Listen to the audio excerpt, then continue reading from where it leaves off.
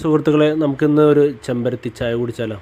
അപ്പോൾ നമുക്ക് അതിന് വേണ്ട ഇൻഗ്രീഡിയൻസ് എന്താണെന്ന് നോക്കാം. ചെറുനാരങ്ങ, ചെമ്പരത്തി, അതുപോലെ മധുരത്തിന് വേണ്ടി അല്പം തേൻ, പിന്നെ നമുക്ക് ഒരു ഗ്ലാസ് വെള്ളം. അപ്പോൾ നമുക്ക് വെള്ളം അടുപ്പത്ത് വെച്ച് തിളപ്പിച്ചെടുക്കാം. അപ്പോൾ നമ്മൾ സ്റ്റൗ കത്തിച്ച് വെള്ളം അടുപ്പത്തേക്ക് വെച്ചിട്ടുണ്ട്.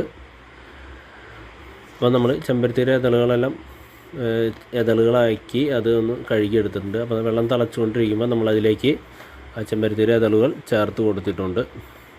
ഇതിൻ്റെ കളർ മാറുന്ന വരെ ഒന്ന് തിളപ്പിച്ചെടുക്കണം.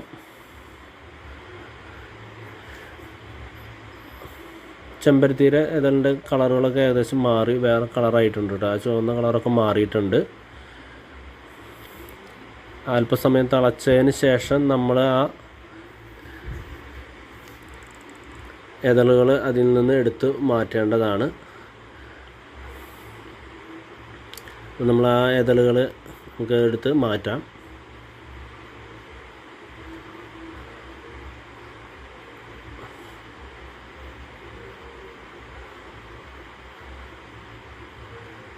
അപ്പോൾ നമ്മൾ ഇതളുകളെല്ലാം മാറ്റി ക്ലീനാക്കി വെച്ചിട്ടുണ്ട്.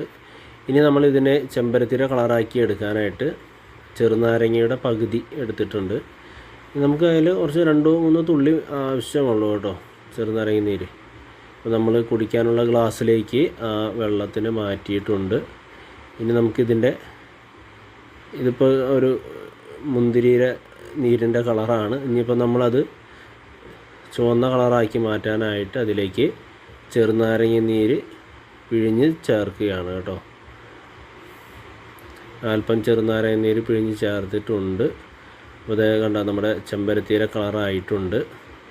ഇനി നമുക്കിതിലേക്ക് അല്പം തേനും ചേർത്ത് ഇളക്കി നമ്മുടെ ചെമ്പരത്തി ചായ തയ്യാറായിട്ടുണ്ട് കേട്ടോ. അപ്പോൾ നമുക്ക് കുടിച്ചാലോ? ഓക്കേ.